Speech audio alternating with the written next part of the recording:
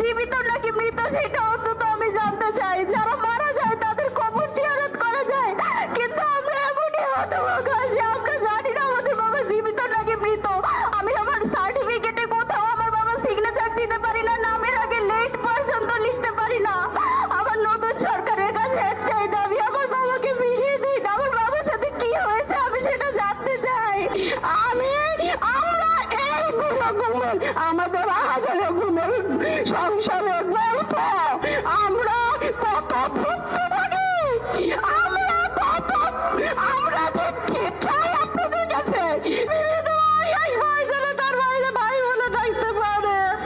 আমি আর এভাবে পথ চলতে পারি না। এই ইচ্ছা আমাদের একটা খোঁজ খবর দিয়ে দেন আপনারা।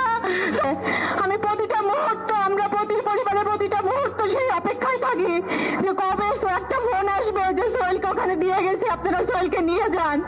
আমি চাই সোহেল এখন আমাদের মাঝে ফিরে আসুক। সব স্বাধীনতা, সবাই যেরকম স্বাধীনতা উপভোগ করে, আমি চাই আমার স্বামীকে ফিরে নিয়ে আমার সন্তান যেন সেই স্বাধীনতা উপভোগ করতে পারে, তার বাবাকে বাবা ডাক বলে।